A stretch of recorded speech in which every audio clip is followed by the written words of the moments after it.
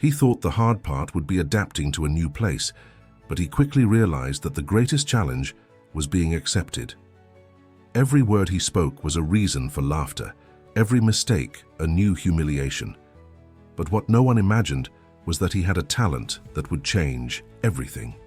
Thomas Martinez felt the weight of stares as soon as he stepped into the classroom at Lincoln State High School in Denver.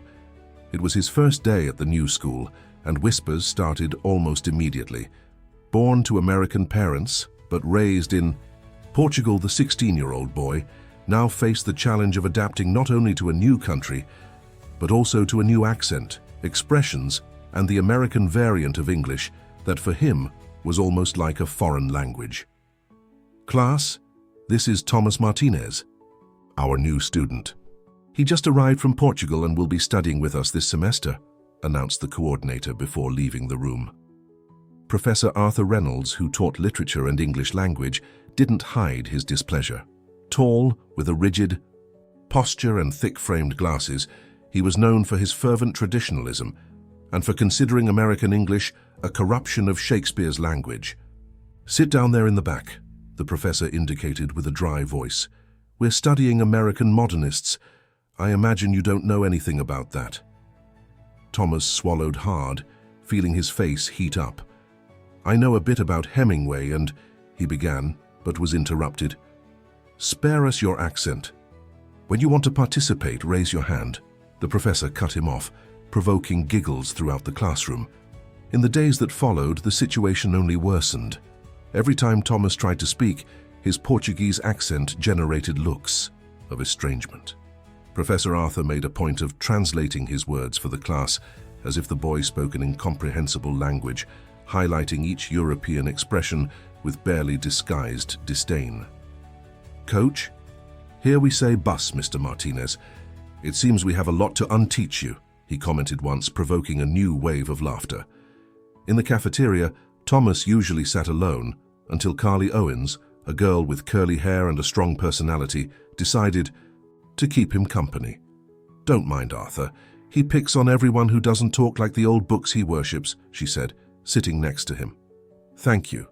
Sometimes I feel like I'm really speaking another language," Thomas confessed. "Speaking another language," she imitated his accent, but with a gentle smile. "It's cute. Don't let him convince you otherwise." As the weeks passed, Thomas observed everything with attentive eyes.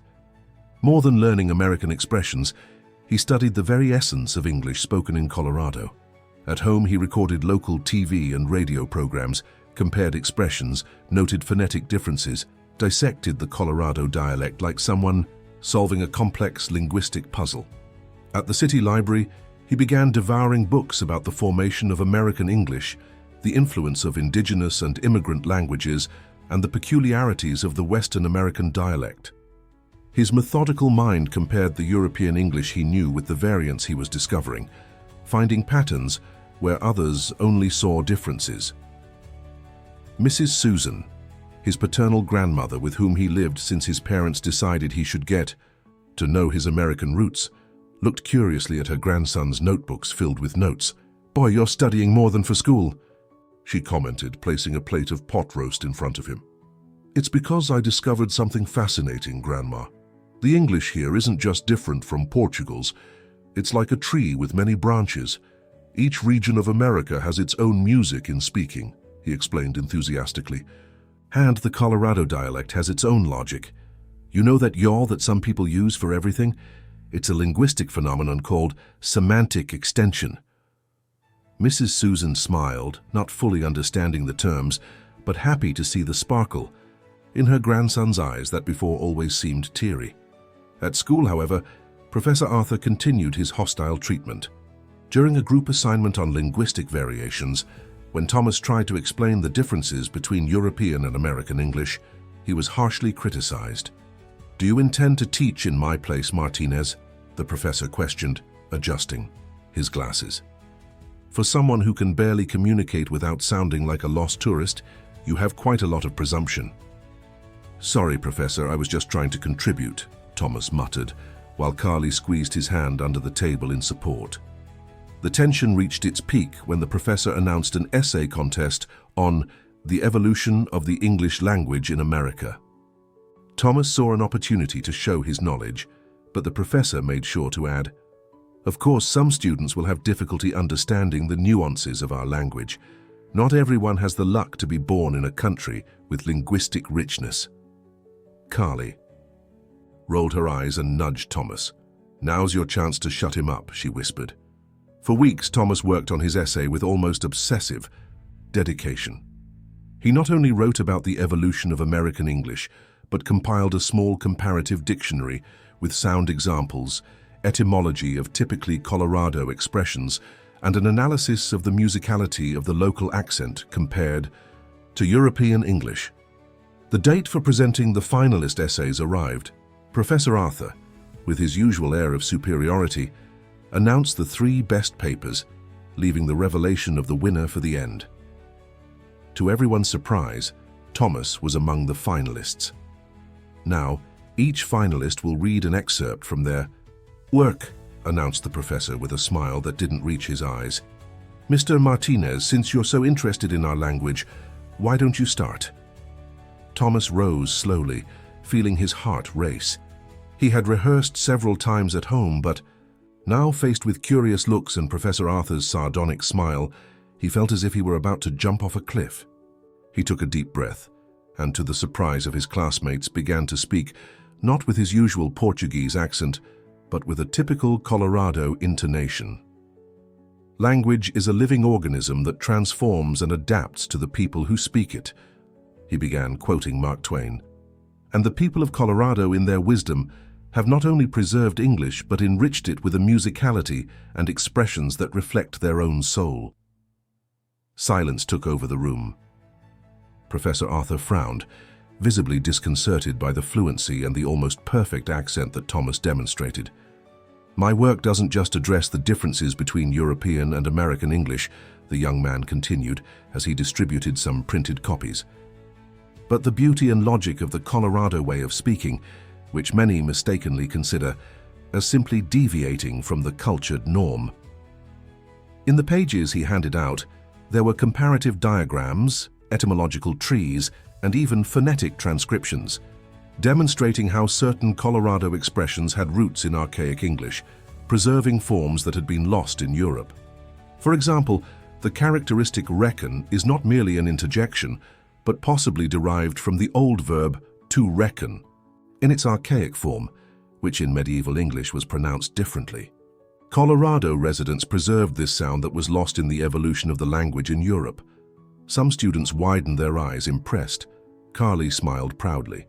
Professor Arthur, however, seemed increasingly tense, nervously adjusting his glasses. "Ladies and gentlemen, this is pure linguistic guesswork," he interrupted. "There is no proof for these fanciful theories."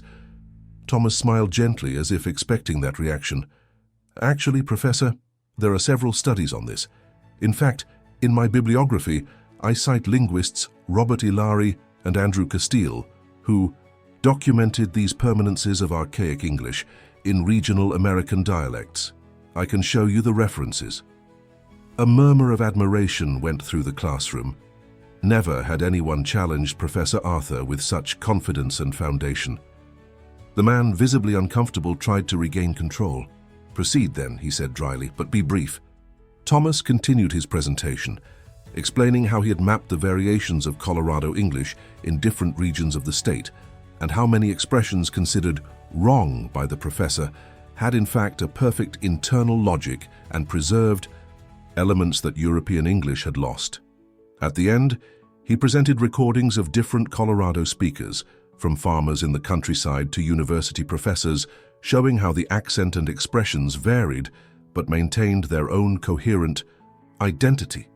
"What many see as error, I see as natural evolution. Language doesn't belong to grammarians, but to the people who use it to express their worldview," he concluded, with eyes shining with passion for the subject. When he finished, there was a moment of complete silence before the room exploded in applause. Even students who previously laughed at his accent now looked at him with new respect. Ryan Mendoza, one of the boys who most picked on Thomas, was the first to stand up. "Man, that was incredible." You know more about our way of speaking than we do ourselves." Professor Arthur, however, didn't seem impressed. With his lips pressed into a thin line, he dismissed Thomas with an abrupt gesture and called the next finalist Lucas Parker, his favorite student and the principal's nephew. Lucas presented a technically correct but conventional work on Native American and African influences on American English.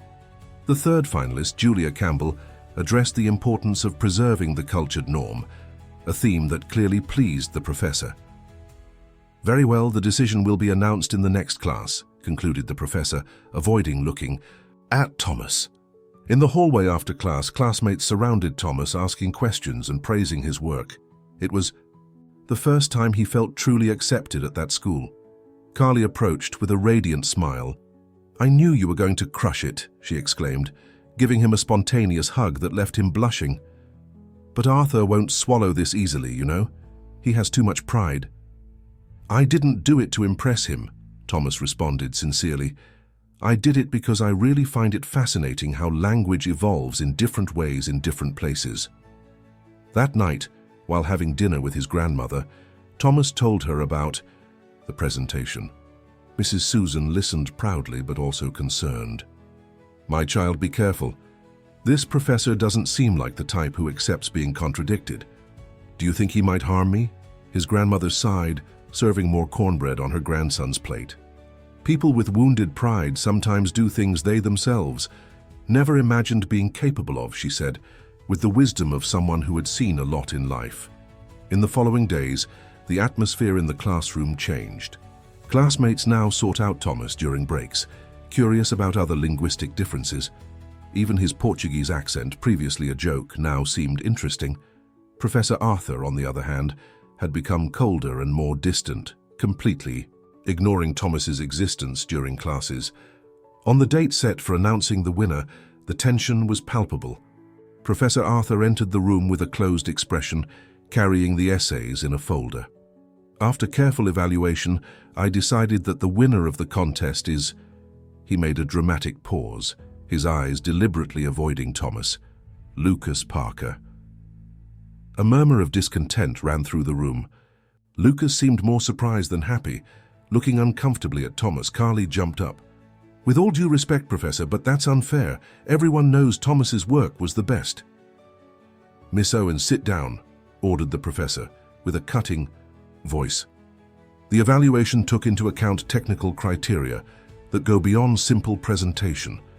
Mr. Martinez's work, although creative, contains several academic inaccuracies and hasty conclusions." Thomas felt his face burn, not from the professor's words, but from the evident injustice. However, he remained calm and decided not to contest. He knew his work was solid and well-founded. At the end of class, as students left indignant with the result, Professor Arthur approached Thomas's desk, where he was slowly packing his things. "Mr. Martinez, I want to make something very clear," he said in a low voice, so that only the boy could hear. "In this room, I am the authority on the English language. Your theories may impress adolescents, but they don't alter academic reality." Thomas raised his eyes, meeting the professor's hard gaze. "I respect your position, Professor," he replied, calmly. "But language isn't anyone's property. It's a collective heritage in constant transformation." The professor narrowed his eyes. "We'll see how much your linguistic philosophy will help you in the final exams," he retorted with a half-smile before walking away. The veiled threat from Professor Arthur didn't go unnoticed by Thomas's classmates. The next day, Carly and Ryan sought him out during the break, concerned. "He's going to hurt you in the final exams, I'm sure," said Carly, nervously biting her thumbnail. "Arthur is vindictive. Last year, Marina contested one of his grades and ended up almost failing," added Ryan, shaking his head. "You should talk to the administration." Thomas considered the suggestion but decided to wait. He didn't want to appear to be making accusations without concrete evidence. Besides, something bigger had begun to take shape in his mind. "I'll wait to see what happens," he replied thoughtfully. "Meanwhile, I have another project I'm working on." The project he referred to was a more in-depth article about the origins and peculiarities of Colorado English, expanding his essay research. He had discovered that the University of Colorado promoted annually the National Symposium on Linguistic Studies, also open to high school students. The registrations were almost at the end, but there was still time to submit his work. During the following weeks, Thomas divided his time between regular studies and linguistic research. He noticed that Professor Arthur was being exceptionally rigorous in his evaluations, giving him mediocre grades even when his work was impeccable. One afternoon, while researching at the city library, Thomas made a surprising discovery. In a section of theses and dissertations, he found an academic work titled The Influence of Archaic English on Colorado Linguistic Variants, published 15 years earlier. The author, Arthur Reynolds. "It can't be," he murmured, flipping through the yellowed pages with growing astonishment. His professor's work defended exactly the same theories that Thomas had presented in his essay. However, something had happened in the following years. In the conclusion of the thesis, Arthur mentioned that he intended to deepen the research for a doctorate, but as far as Thomas knew, the professor had never completed this project. Intrigued, Thomas sought out the oldest librarian, Mrs. Betty, who had worked there since the library was inaugurated. "Professor Arthur, of course I remember," she said, adjusting her colorful framed glasses. "A brilliant young man, passionate about our language. He spent entire days here researching, but after that incident at the university, I never saw him with the same enthusiasm." Incident? Thomas couldn't contain his curiosity. Mrs. Betty hesitated, as if evaluating whether she should share that information. "Well, it's not a secret. It even came out in the newspaper at the time. His work was harshly criticized by a visiting professor from England, a famous linguist. He said in the middle of the committee that Arthur's theories were provincial nonsense without scientific foundation. It was humiliating. After that, he abandoned his doctorate and became a high school teacher." Thomas left the library with his mind boiling. Now everything made sense. The professor's disdain for his English accent, his resistance to theories about the evolution of linguistic variants, his disproportionate reaction to Thomas's work. It wasn't just arrogance, it was an old and deep wound. When he arrived home, he found Mrs. Susan concerned about an envelope that had arrived. "It's from your school, my child. It seems important." Thomas opened the envelope and read the official letter. His work on linguistic variants had been selected to represent Lincoln State High School at the University of Colorado's Symposium on Linguistic Studies. The letter was signed by the principal, not by Professor Arthur. "That's wonderful," exclaimed Mrs. Susan, hugging her grandson. "We'll celebrate with apple pie." The next morning, everyone at school already knew the news. Classmates congratulated him, while Professor Arthur maintained an icy distance. During the break, it was Carly who explained what had happened. "The principal received a copy of your work, which I sent to him without telling you," she confessed, with a mischievous smile. "He was impressed and decided to register you for the symposium, even without Arthur's recommendation." "You did that?" Thomas was surprised and touched by his friend's initiative. "Of course. I wasn't going to let that proud man bury your talent," she replied with a challenging sparkle in her eyes. The week of the symposium arrived quickly. Thomas was nervous but prepared. His work now included the discovery about Professor Arthur's abandoned thesis, citing him with due respect as one of the pioneers in that line of research. To his surprise, on the morning of the presentation, he saw Professor Arthur discreetly enter the university auditorium and sit in the last row. Thomas swallowed hard, feeling the weight of that analytical gaze upon him. When his name was called, he went up to the stage with trembling hands. He looked at the audience. There were Mrs. Susan, Carly, Ryan, and other schoolmates, and at the back, the solitary figure of Professor Arthur. "My work is titled The Archaic Roots of Colorado English, a Comparative Study," he began, with a firm voice. "But before presenting it, I would like to acknowledge the inspiration I found in the pioneering work of Professor Arthur Reynolds, whose 15-year-old work laid the foundations for this line of investigation." A murmur ran through the auditorium, and Thomas saw Professor Arthur straighten up in his chair, visibly surprised. The presentation was impeccable, Thomas exposed his research with clarity and passion, alternating between American and European, English with ease, showing how both variants had their own value and richness. At the end, he again cited Professor Arthur's work, lamenting that such promising research had not been continued. After questions from the committee, which enthusiastically praised the work, Thomas was surrounded by university professors and curious students. In the middle of the small crowd, he noticed that Professor Arthur had disappeared. 2 weeks later, the news arrived. His work had been awarded as the best contribution from a high school student. The prize included a scientific initiation scholarship to develop the research during the next year under the guidance of a university professor. The next day, when he entered the classroom, he found Professor Arthur waiting for him. To his surprise, the man didn't seem hostile. "Congratulations on the award, Mr. Martinez," he said, with a slight nod. "It was deserved." "Thank you, Professor," replied Thomas cautiously. "I would like to talk to you after class if possible," added the professor, before turning to begin the day's lesson. After class, Thomas stayed behind, curious about what the professor wanted. When everyone left, Arthur closed the door and sat at a desk in front of the boy. "Why did you do that?" he asked directly. "Why did you cite my old work after everything I did to make your life difficult here?" Thomas thought for a moment before answering. "Because it was the right thing to do.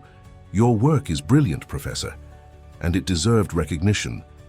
Arthur looked out the window with a distant expression. "Do you know why I never finished it?" he asked, almost to himself. "An English linguist, one of those who think language should be preserved like a museum piece, humiliated me publicly. He said my theories were country bumpkin inventions." "And you believed him?" questioned Thomas gently. The professor turned, as if seeing Thomas in a new light. "Over time, yes. I began to think that maybe he was right, that my ideas had no academic value, and when you appeared with your English accent and your theories so similar to mine—" "You saw him again," completed Thomas, finally understanding. Arthur nodded with a sad smile. "It's ironic, isn't it? You coming from Europe, defending the richness of Colorado English, and I, a Coloradan of 7 generations, ashamed of our linguistic particularities." "It's never too late to resume your research, Professor," suggested Thomas. "In fact, I would very much like your guidance to develop my scientific initiation scholarship." The professor looked at him surprised. "You want me to guide you?" "After everything, who better than the pioneer in this area?" replied Thomas, extending his hand. "We could work together. You know the soul of the Colorado language. I bring the comparative perspective." Slowly, Professor Arthur shook the boy's outstretched hand. In his eyes, for the first time, Thomas saw not disdain but respect and perhaps the rebirth of an old passion. In the months that followed, professor and student developed a productive academic partnership. The joint work was published in a respected scientific journal, and Arthur finally resumed his abandoned doctorate. As for Thomas, he discovered in that experience not only the value of perseverance, but the understanding that sometimes our greatest obstacles are wounded people who, deep down, just need to be understood. And so, between English accents and Colorado expressions, between underground trains and subways, between silences and words, 2 seemingly so different people discovered what is most essential in language, its ability to finally build bridges. Dear listeners, we hope that Thomas and Professor Arthur's journey has touched your hearts. To continue this voyage through human emotions, we've prepared a special playlist with equally captivating stories. Find it here, clicking on the left. If you liked this narrative about overcoming and understanding, don't forget to subscribe to our channel and leave your like on the video. Daily we bring unique stories that explore the complexity of life. Don't miss our next content. We await you in the comments.